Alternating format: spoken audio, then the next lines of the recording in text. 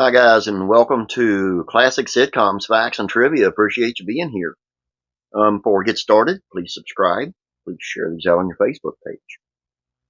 Um, Somebody suggested this in the comments, and before we get into that, I want you to know that I'm actually watching how many views I get for each video, and I'm trying to figure out which ones are the most popular, and I'm trying, and I'll get into that. Looks like Leave It to Beaver is pretty popular.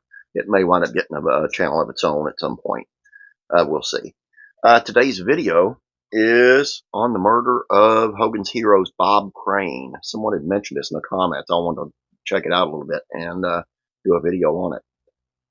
So let's take a look.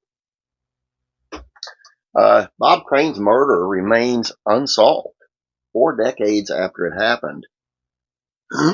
Excuse me.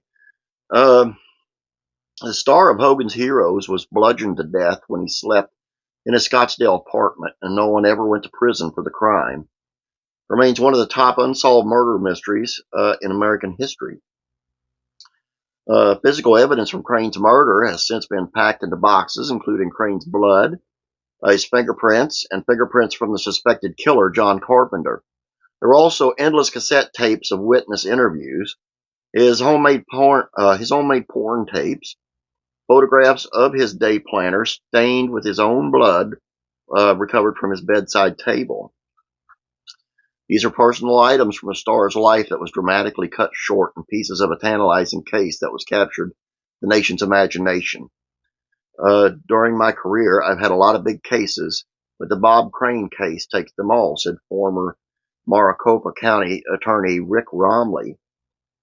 Bob Crane defined TV's leading man in the 1960s, still does today in endless reruns. In the summer of '78, he was starring in Beginner's Luck at the Windmill Theater, a dinner theater in Scottsdale, when in the early morning hours of June the 29th, his luck ran out. Someone bludgeoned him to death while he slept in his apartment. Was no struggle, no sign of forced entry. Fox 10 News uncovered graphic, never-before-seen police video taken inside Crane's apartment, and as a medical examiner shaved Crane's battered head for a closer look at the fatal wounds. In the graphic video, an electric cord cut from a video camera was seen tied around his neck. Suspicions quickly turned to Crane's longtime pal, John Carpenter, who was hanging out with Crane in the hours before the murder. The two shared an obsession with videotaping their sexual conquests. This all-American image of him, of my dad as Colonel Hogan, was the dark side, said Crane's son, Bob Crane Jr. Hogan isn't who we thought he was. It became kind of a hobby that went too far. I think their friendship revolved around electronics and women. John Carpenter became the lead suspect when the blood was discovered in his rental car one day after the murder. The blood matches Crane's rare blood type. Police theorized Carpenter killed Crane because Crane was trying to sever their relationship. Towards the end of my life, my dad was definitely towards the end of his life, my dad was definitely pulling away from John Carpenter, was Bob Crane Jr. quoted. Retired Scottsdale detective Dennis Borkenhagen interviewed Carpenter, and he said this about it. He was very stoic the first time I interviewed him. First time I talked to him, I knew we were dealing with a guy that was going to be very hard to crack. Detectives tried to get Carpenter to confess, but he never did. 16 years would pass before he would eventually put on trial for Crane's murder. In 1990, Rick Romley, then the new Maricopa County attorney, reopened the case. Investigators started from scratch. We re-interviewed everyone involved in the case, tracked down each and every person, said Barry Vassell, a former homicide investigator. We just basically eliminated everybody else on the planet. And once again, one name, one suspect emerged. 16 years had passed, and investigators still lacked hard evidence tying Carpenter to the murder.